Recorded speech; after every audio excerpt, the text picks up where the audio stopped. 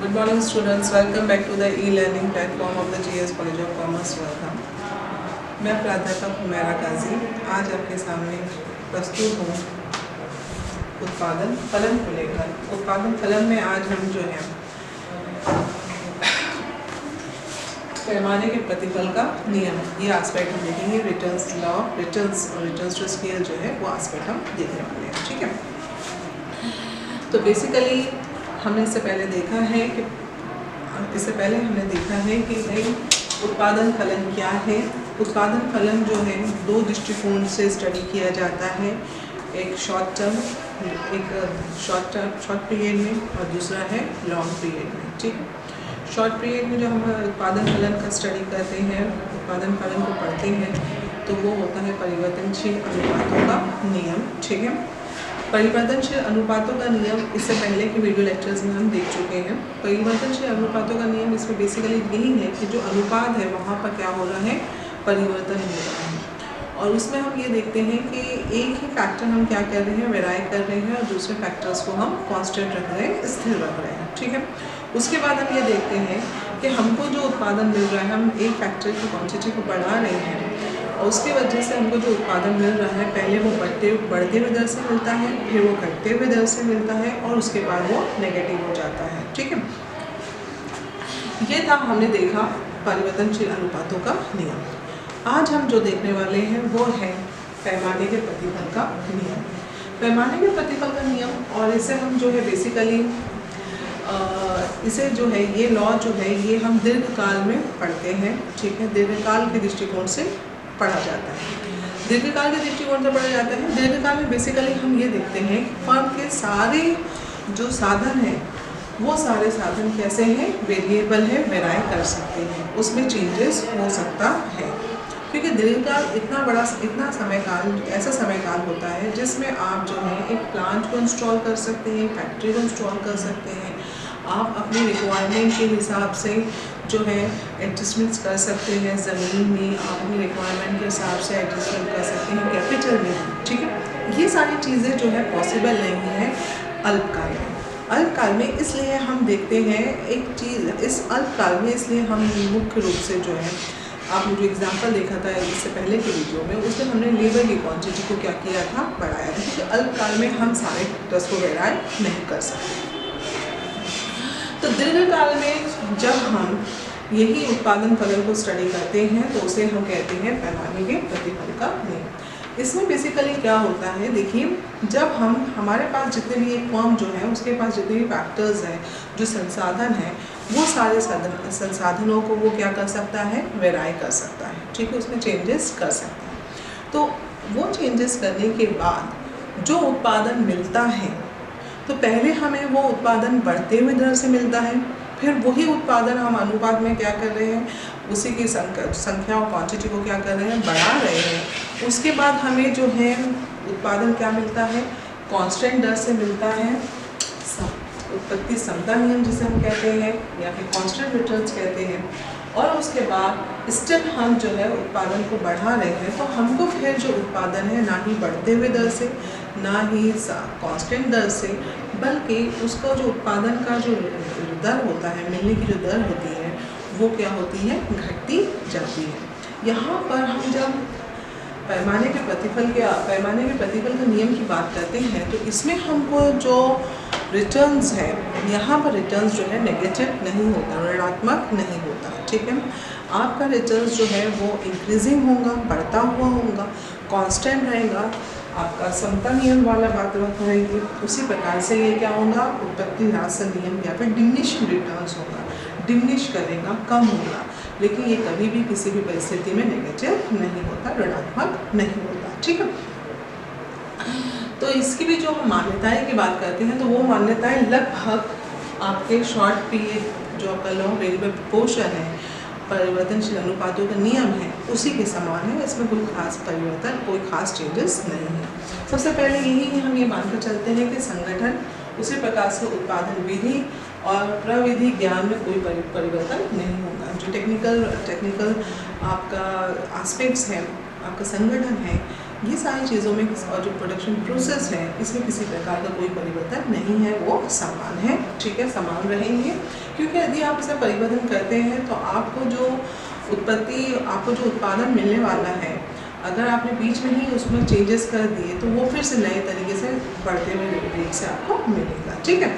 तो हम ये मान कर चलते हैं कि ये सारी चीज़ों में किसी प्रकार का कोई परिवर्तन नहीं आता, ना ही संगठन, ना ही उत्पादन विधि, ना ही प्राविधिक ज्ञान, ठीक है। उसी के साथ साथ हम जब ये बात करते हैं तो हम बेसिकली फिजिकल इनपुट और आउटपुट की बात करते हैं, ठीक है। उत्पादन की मात्रा से हम डील करते हैं, ना कि उत्पादन के मूल्यों से, ठीक है। हम इसका संबंध जो है मूल्यों से नहीं होते हुए मात्रा से है, ओके। उसी प्रकार से ये जो आपका नियम है, ये नियम हम दीर्घकाल की समय अवधि के दृष्टिकोण से देख रहे हैं, ठीक है। इससे पहले हमने जो परिवर्तनशील अनुपातों का नियम देखा था, वो परिवर्तनशील अनुपातों का नियम मुख्य रूप से किस चीज़ को देखता है, किसमें किया जाता है, अल्पकाल में। यहाँ पर हमारा काल कौन सा समय अवधि क्या है, दीर्घकाल है, लॉन्ग पीरियड है, ठीक है। उसी प्रकार से हमने वहाँ पर देखा था परिवर्तनशील अनुपातों के नियम में कि हम एक फैक्टर को वेराई कर रहे थे और हमारा वहाँ पर एक फैक्टर कौन सा था, लेबर था, ठीक है। यहाँ पर क्या होता है, हम जब दीर्घकाल में उत्पादन फलन की बात करते हैं तो दीर्घकाल में हमारे पास जितने भी संसाधन हैं, जो साधन हैं, उत्पत्ति के साधन हैं, वो सारे क्या है, बेसिकली वेरिएबल होते हैं, परिवर्तनशील होते हैं, उसमें हम परिवर्तन कर सकते हैं, ठीक है। तो सभी साधन कैसे हैं, परिवर्तनशील हैं। उसी के साथ साथ अनुपात में कोई परिवर्तन नहीं होता है। जो अनुपात है, जिस अनुपात में हम बेसिकली क्या कर रहे हैं, इनपुट्स डाल रहे हैं, साधन को लगा रहे हैं, वो साधन के अनुपात में किसी प्रकार का कोई परिवर्तन नहीं होगा, ठीक है। अनुपात में परिवर्तन नहीं होगा, उसकी क्वांटिटी को हम बढ़ाएंगे, ठीक है, उसकी क्वांटिटी बढ़ेगी, लेकिन उसका अनुपात जो है वो अनुपात में परिवर्तन नहीं होगा। जबकि हमने परिवर्तनशील अनुपातों के नियम की बात करें तो परिवर्तनशील अनुपात के नियम में वो अनुपात में क्या हो रहा था, परिवर्तन हो रहा था, ठीक है। यहाँ पर जो है अनुपात में परिवर्तन नहीं है, बल्कि क्वांटिटी बढ़ाई जा रही है, ठीक है। चलिए इसी चीज़ को हम देख लेते हैं इस एग्जाम्पल के माध्यम से, स्टेबल और फिगर के माध्यम से, ठीक है। तो हमने बेसिकली सारे फैक्टर्स को लेना पॉसिबल नहीं है, हम यहाँ पर केवल 2 ही फैक्टर्स को ले रहे हैं, और ये 2 फैक्टर्स कौन से हैं, एक है आपका भूमि और दूसरा है श्रम, ठीक है। आपने लेबर को कंसिडर किया है, आपने ज़मीन और लेबर को कंसिडर किया है, ठीक है। ये भूमि को हम हेक्टर में दिखा रहे हैं और लेबर की क्वान्टिटी, जो लेबर की जो संख्या है वो नंबर्स में दर्शाई गई है, ठीक है। चलिए देख लेते हैं। तो पहली जो है उसमें भूमि कितनी है, 5 एकर्स है, ज़मीन जो है 5 एकड़ है, और आपका एक लेबर लगाया गया है। फिर हमने क्या किया, इस अनुपात में जब हमने इनपुट लगाया, साधनों को लगाया, तो हमको जो आउटपुट मिला, ठीक है, हमारा जो सीमांत उत्पादन है वो कितना है, 10 क्विंटल है। 100 क्विंटल्स में हम काउंट करेंगे जो उत्पत्ति हो रही है। मान लीजिए गेहूँ का उत्पादन है तो वो कितना हो रहा है, 10 क्विंटल है, ठीक है। अब देखिए हमने वही जो आपका ज़मीन थी, ठीक है, और आपका लेबर था, उसकी संख्या को क्या कर दिया, डबल कर दिया। अनुपात वही है, ठीक है, लेकिन संख्या हमने क्या कर दी, डबल कर दी। अब हमने कितना लिया, 10 लिया, 10 एकड़ ज़मीन ली, 10 हेक्टर ज़मीन ली, और 2 क्या किए, लेबर्स लिए, ठीक है। अब देखिए इसमें ये आपने इस लेबर की क्वांटिटी और ज़मीन की क्वांटिटी डालने के बाद जो हमको आउटपुट मिला, वो आउटपुट हमारा क्या हो गया, डबल हो गया, ठीक है। पहले 10 क्विंटल था, अब कितना हो गया, 20 क्विंटल्स हो गया, ठीक है।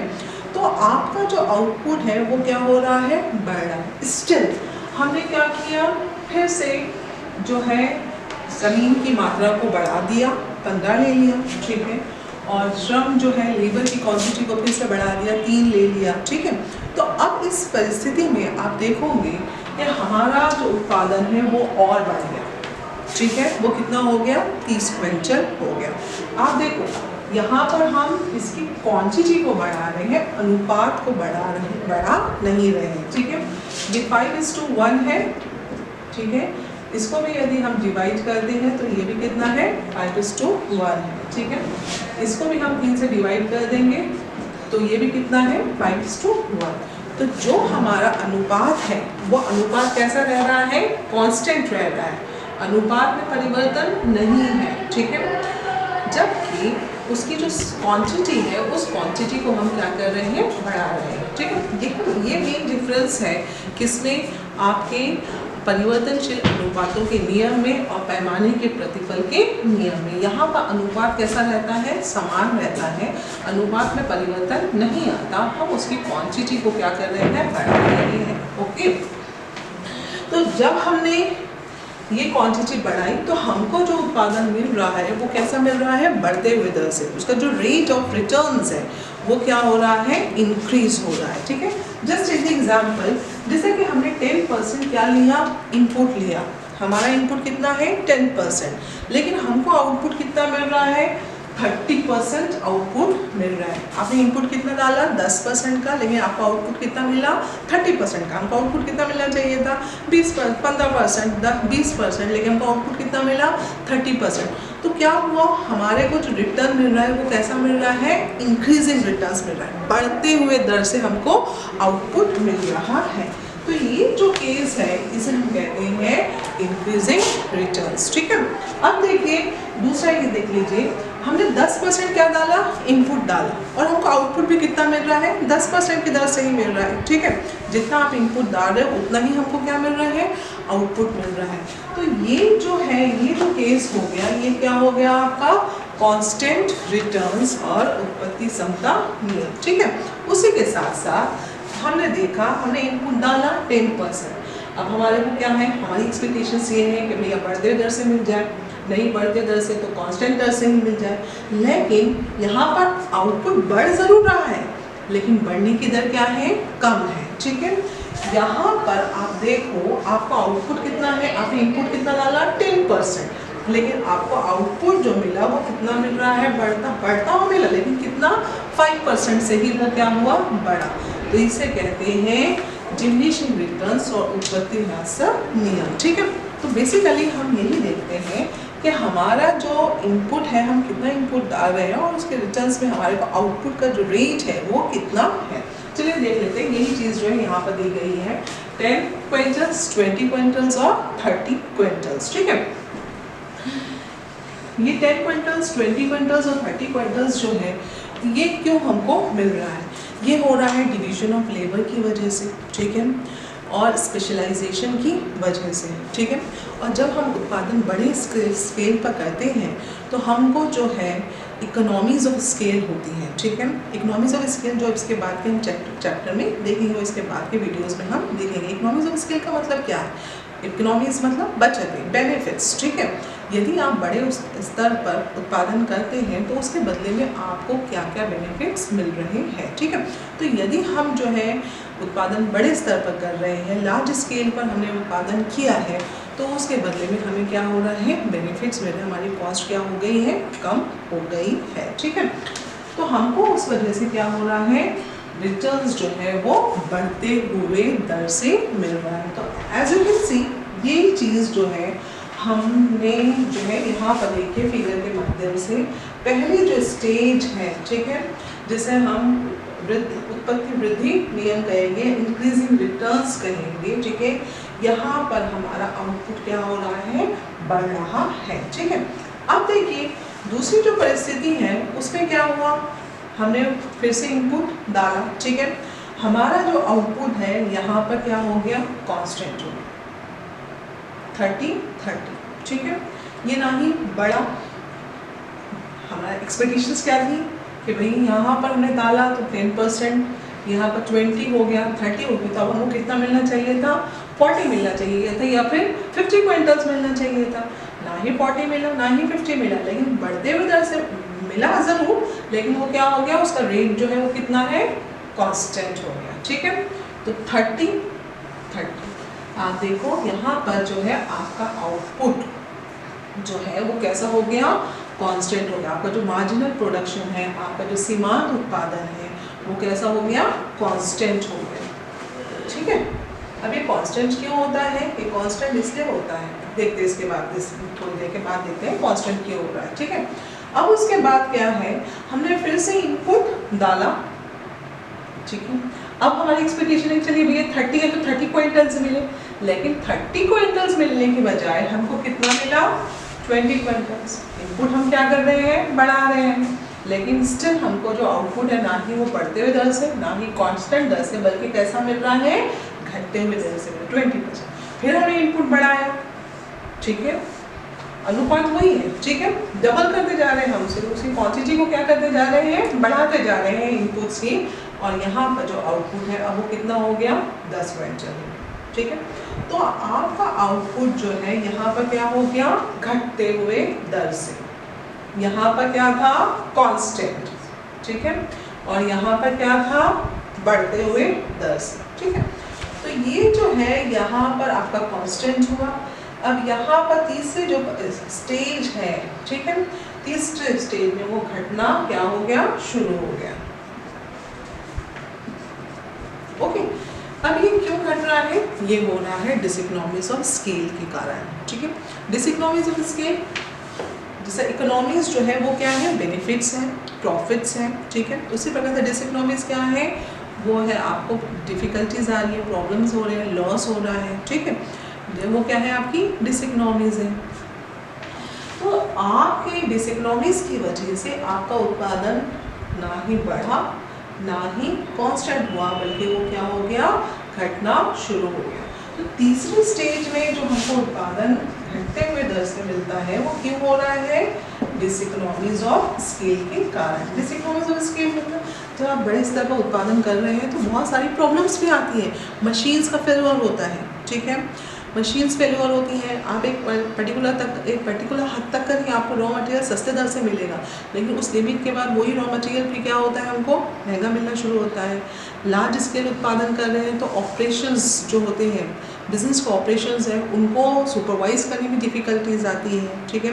बहुत सारे लोग हो गए तो उनको मैनेज करना भी क्या होता है? डिफ़िकल्ट होता है। तो बहुत सारी ऐसी डिसइकोनॉमीज होती है जिसके कारण आपका जो हम जिससे बात करते हैं, जिसके कारण हम देखते हैं कि डिसइकोनॉमीज के कारण हमारा उत्पादन यहाँ पर क्या हो गया? कम हो गया। तो थर्ड स्टेज में जो उत्पादन होता है वो क्या हो जाता है? कम। यहाँ पर उत्पादन बढ़ा because of economies of scale, ठीक है। और कांस्टेंट यहाँ पर जो आपकी इकोनॉमीज है और डिसइकोनॉमीज है, ये दोनों ने एक दूसरे को क्या कर दिया? बैलेंस कर दिया, ठीक है। इसीलिए वो दोनों ही के उस वक्त क्या हो गया? सेकेंड स्टेज में आपका जो उत्पादन है वो कैसा हो गया? कांस्टेंट हो गया, ठीक है।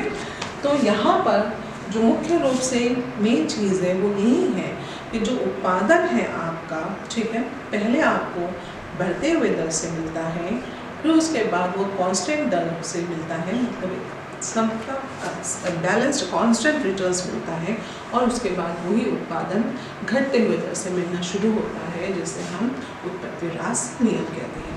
तो यदि हम परिवर्तनशील अनुपात की बात करें तो उसमें आपको 3 स्टेजेस वहाँ पर भी आपको देखने को मिलती है, लेकिन वो 3 स्टेजेस क्या है? बढ़ता हुआ, घटता हुआ और ऋणात्मक। लेकिन यहाँ पर 3 स्टेजेस क्या है? बढ़ती हुई, कांस्टेंट और डिमिनिशिंग, ठीक है। बढ़ेंगी, कांस्टेंट रहेंगी और डिमिनिश होंगी, ठीक है। तो ये जो है, जहाँ तक मान्यताओं की बात है, मान्यताएं लगभग दोनों में समान है, केवल 2 ही चीज़ का फर्क है। एक ये है कि अनुपात में कोई परिवर्तन नहीं हो रहा है, और दूसरा क्या है?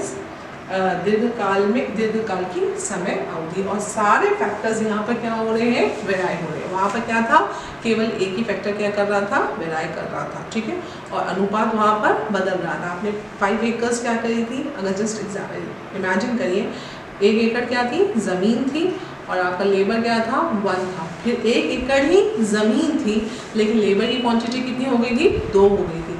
1 एकड़ ज़मीन थी, लेकिन लेबर की क्वांटिटी कितनी हो गई थी? 3 हो गई थी। तो वहाँ पर जो आपका अनुपात था, वो अनुपात में क्या हो रहा था? परिवर्तन हो रहा था। यहाँ पर आपका जो अनुपात है वो अनुपात में परिवर्तन नहीं है। अनुपात कैसा है? कांस्टेंट हो रहा है। आप उसकी मात्रा को क्या कर रहे हैं?